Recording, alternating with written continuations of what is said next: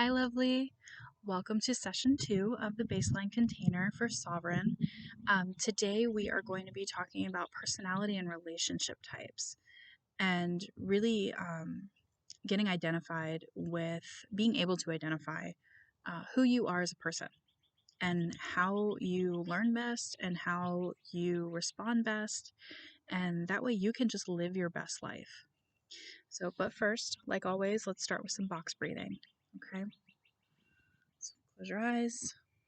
Get really comfortable, really supported in wherever you are sitting down or laying down or standing.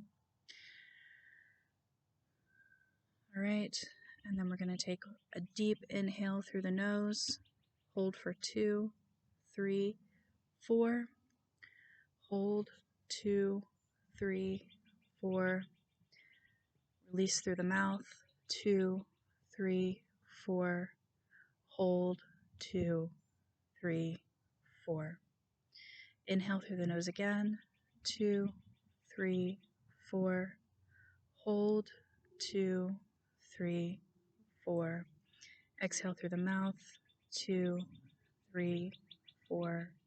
And hold, 2, 3, 4. Last time. Inhale through the nose, 2, 3, 4. Hold, 2, 3, 4. Exhale through the mouth, 2, 3, 4. And hold, 2, 3, and then when you're ready, just open your eyes, come back to the space, and let's get started. All right, so a lot of identifying who you are as a person is really just figuring it out, right? And doing and learning and doing what works best for you. It's really trial and error is honestly the best way. And being able to pivot and being able to respond to change. And that doesn't come easily for everybody, and that's okay. So what I'd like you to do is you've already received your birth chart. So take a look around that. Really dig in and do some research on what that means for you, what resonates and what doesn't. And then on top of that, um, I want to kind of speak to the cycles of womanhood and why it's such a good idea to honor those cycles and um, really get rooted in leaning into those cycles and using them to your advantage. So there are 4 cycles to womanhood, and it's all about a death and rebirth, and they relate to the seasons, and they relate to your menstrual cycle, and also your actual life cycle. So a lot of people have heard about Mother, Maiden, Enchantress, and Crone. So those are the 4 life cycles. But at the same time, those directly relate to seasons and to phases within your menstrual cycle. So the Maiden is the spring. She's the young one. She is the like no care in the world, really just kind of learning and absorbing everything she can and um, really just feeling super flirtatious and on top of her energy and on top of her game, right? So this relates to spring, and then it also relates to the follicular state, which is or the follicular phase of your cycle, which is the week after your bleed, okay? When you feel like, oh man, I actually have energy again, right? I can take on the world. So you're really in that week, you are embracing that maiden energy, which is a really, really fun thing. Then you're then you move into the mother, and this is going to be your ovulation week.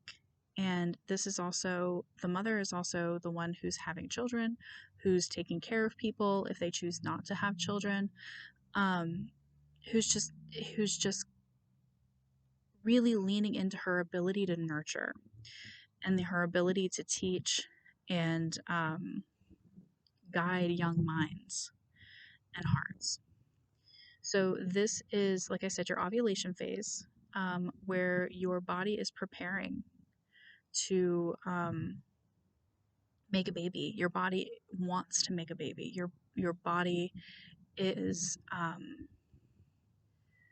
really just doing everything it can scientifically to make you more attractive to a potential mate. So your skin glows, your hair shines, you have kind of this flirtatious and sensual energy going on that just makes you attractive to your partner, um, because your body's like, hey, put a baby in me, right? That is the mother phase. This is summer. This is think full and round, as if you were carrying a baby. All of that. And then after that, you move into the enchantress phase. So this is that week before, menstrually speaking, this is the week between ovulation and bleed. So this is the week where like you're starting to wind down, you feel the flux in your hormones, you feel the I have no other way to put this other than you feel the lack of give a fuck, right? Um, I will be saying potty words throughout this. That's just me, and I apologize in advance, and I hope you can forgive me if that is something that you don't don't agree with. But there will be just a small disclaimer. I am not a sailor, but I am not a saint. And so yes, so back on topic. So there are, this is the time that you are considered the enchantress. This is going into fall.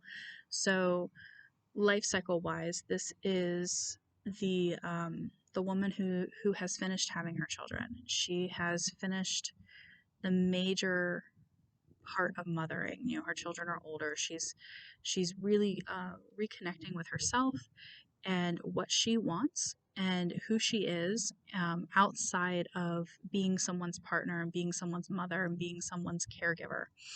She's really connecting to her beliefs. This is when she is owning her own magic and her own medicine.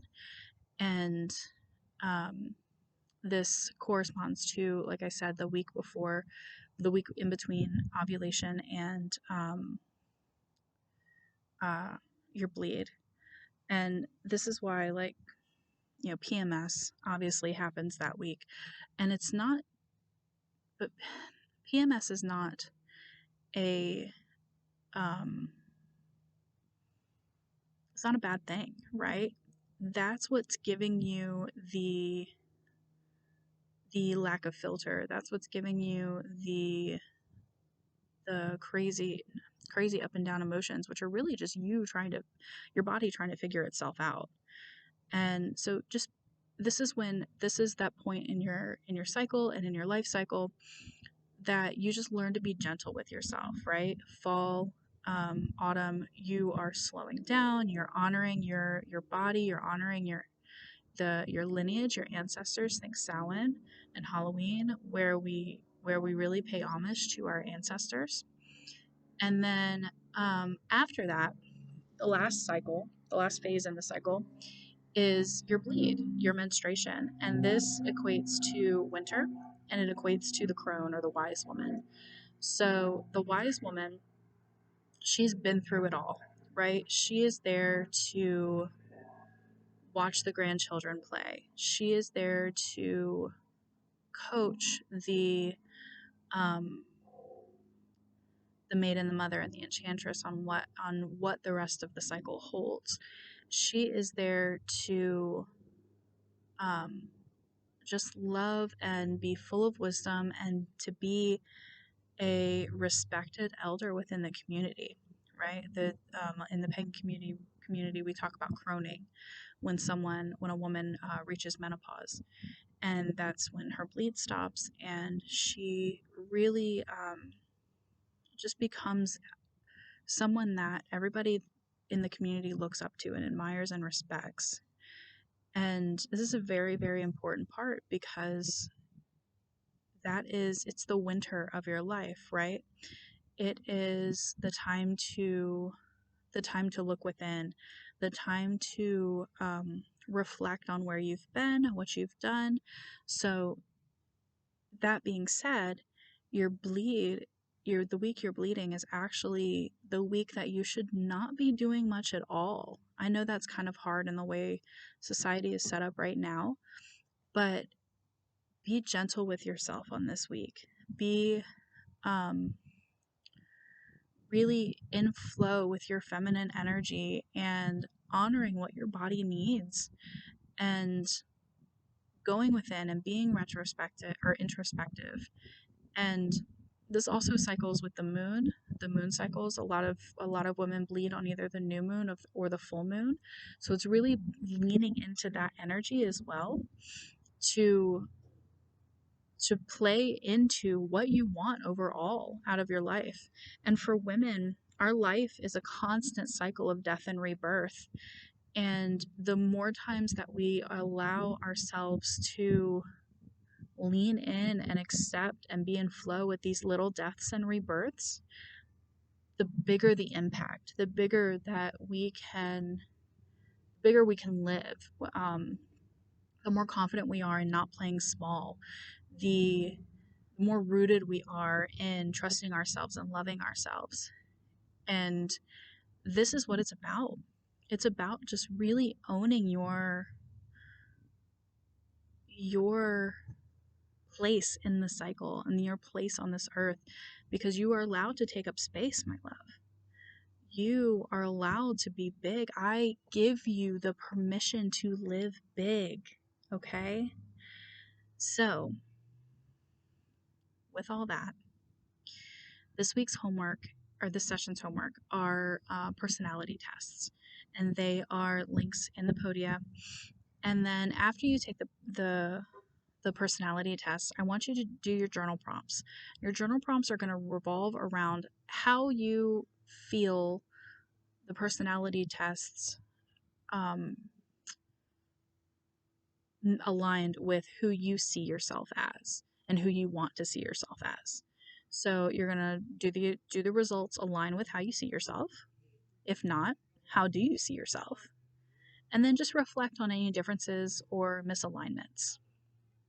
And then again, there's another meditation for this topic.